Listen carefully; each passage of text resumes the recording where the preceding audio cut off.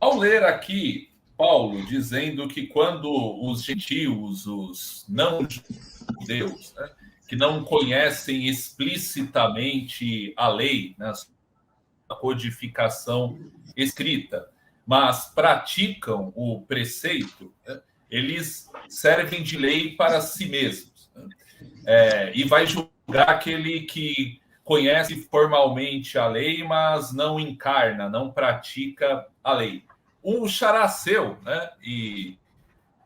Da mesma raiz étnica, o Karl Rahner, né, usa aquele argumento retórico do cristão anônimo, né, daquele que nunca ouviu falar de Jesus, não professou a fé no cristianismo, mas os valores que ele vive, que ele encarna mais do que um ato, mais do que em atos, mas com uma disposição atitudinal, são conforme o evangelho. Daí no 1 aqui, Paulo diz que Deus vai julgar segundo as obras, né? Então, para aqueles que praticam o bem, né, a vida eterna. Aqueles que vivem na constância do bem. E ir à indignação para os que são egoístas, rebeldes à verdade e submissos à injustiça. A gente pode dizer que a fé ela é julgada de acordo com a compreensão de cada um da revelação, mas, sobretudo, né, ela se evidencia pelas obras, independentemente da consciência da profissão de fé da pessoa? Olha, outro professor meu, o Dr. Enio Miller, quando eu pensei eu estava preparando aí a tese do doutorado e pensei em incluir algumas coisas do juízo final, ele me disse, olha, o juízo é um dos mistérios de Deus, isso cabe a ele, melhor você não se meter aí, porque vai complicar, e ele estava certo, claro. O juízo vai ser de um jeito que nós acho que vamos ficar assombrados com o quanto nós não entendemos e não sabíamos. É uma coisa que só Deus pode fazer. Jesus falou várias vezes, não julguem, não julguem. Então, sempre que a gente tentar, a gente está querendo sentar na cadeira de Deus, mesmo que por uns segundos. Só Deus conhece os corações de cada um, só Deus conhece as obras das trevas, como diz Paulo lá em 1 Coríntios 4, só quando Jesus vier que várias coisas a gente vai ficar sabendo que hoje a gente não está. Então isso é bem mais complicado e ao mesmo tempo para Deus isso é simples. Então a gente, por exemplo, temos dificuldade em distinguir entre predestinação e livre-arbítrio. Isso é problema para nós. Para Deus não é problema nenhum. Ele mesmo disse, olha, quando falou lá do Judas, que iria trair Jesus, que ele estava cumprindo a profecia, ele diz, o Filho do Homem vai, segundo isto é escrito, mas ai daquele por quem ele vai ser entregue. Ou seja, Judas quis entregar Jesus, e ao mesmo tempo já estava escrito na profecia que ele seria traído. Isso para Deus não é problema nenhum, para nós parece incompatível. Então eu não sou livre. A gente é livre até um certo ponto, pelo menos o suficiente para fazer querendo fazer. Mas nem a gente está ciente de todos os condicionamentos que nós estamos sujeitos, de por que nós temos essa vontade, e a gente com a psicologia, que nós três aqui somos psicólogos, a gente só complica mais as coisas, porque além de tudo ainda tem o nosso lado inconsciente e que existe, que interfere e faz coisas assim.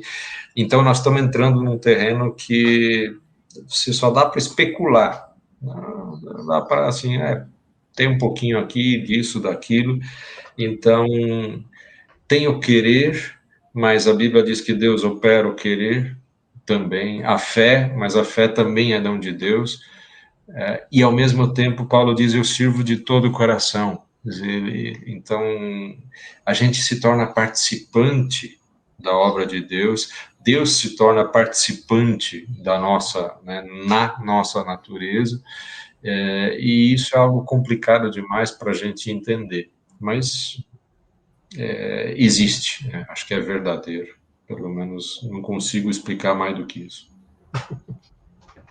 Ô, Júlio, eu gosto de pensar de que E nós passando somos para o Fernando, mas retomando uma pergunta, Fernando. Opa, alô? Oi, Júlio. Estamos ouvindo. Só fazendo mais uma pergunta para você, Fernando, para você emendar aí na sua compreensão. Você crê que a salvação é em Cristo? Ela dispensa a mediação do cristianismo?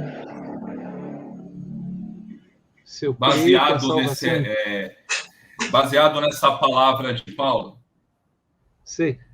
Então, só para que dê uma falhada aqui para mim, se eu entendo que a salvação dispensa a mediação do cristianismo, a salvação em Cristo? Isso. Bom, eu vou tentar ser o mais objetivo possível. Eu acredito assim, porque a centralidade, o núcleo central da salvação é a pessoa de Jesus Cristo. Cristianismo, enquanto tradição religiosa que vem desenvolvendo ao longo dos séculos toda uma prática, uma vivência, ela muda, ela é relativa, ela é contaminada, ela é imperfeita, né? Então, eu acredito que o cristianismo, como movimento histórico, em alguns momentos, inclusive, ele agiu contra o evangelho, né? Então, para mim, a centralidade da salvação está em Cristo Jesus, está na pessoa de Jesus. A igreja, vamos pensar talvez em cristianismo, ele pode ser o portador dessa notícia, dessa mensagem do evangelho, né? Mas a eficiência, a eficácia da salvação, ela se dá na pessoa de Jesus. Minha resposta está adequada à sua pergunta, Júlia, é isso? Sim, sim. A pergunta é no sentido de que uma pessoa... daí eu queria ouvir também do Cal. Vocês entendem que uma pessoa ela pode ser cristã no sentido autêntico, sem saber que ela é cristã? Por exemplo, essa palavra de Paulo, que quando os gentios que não conhecem a lei, mas agem de coração em conformidade com o espírito da lei, ela está em sintonia com aquilo que Jesus também diz, que no juízo final muita gente vai ser surpreendido por ter dado de comer, dado de beber, hospedado e tê-lo visitado sem saber que estava servindo a Jesus? Com certeza, com certeza. O Cristo, ele veio para todo o universo. Ele é muito maior do que a gente imagina, né? Ele já estava lá com Deus na criação e veio fazer a obra da redenção, e não é só para o nosso grupinho. Então, assim, os reis magos ficaram sabendo da vinda do Messias através de estrelas no céu. Sei lá eu como eles entenderam isso, mas foi isso que eles entenderam. Então, sim, Deus se revela de várias maneiras, em várias culturas, focou em Cristo a obra da salvação. Agora, concordo totalmente com o que o Fernando disse, né? A igreja, ela ajuda bastante e às vezes também atrapalha a reconhecer o Cristo. Então, todos nós somos indesculpáveis, para voltar aqui para o Romanos 2. Que, aliás, é o que Paulo fala em Romanos 2, essa questão de como que a incongruência daqueles que se dizem povo de Deus atrapalha e se torna escândalo, né? No próprio capítulo 2 de Romanos, Paulo vai falar isso. E acho interessante, Júlio, quando você citou Mateus 25, né, daqueles que serviram Cristo sem saber o que estavam fazendo, e parece que eles ficam surpresos em dado momento, porque eles, na realidade, serviram o desamparado lá na calçada. E Jesus fala assim, não, era a mim que você estava servindo. E estou lembrando também, acho que é Mateus 7, né, quando Jesus fala, nem todo que me diz Senhor, Senhor, entrará no reino do meu Pai. Ou seja, há uma profissão de fé aí que é ortodoxa. Nem todo que me diz Senhor, Senhor, está lá conforme a cartilha. As crenças. Mas não é a vida. Então, eu gosto da forma como que o Karl Rahner elabora essa ideia do cristão anônimo.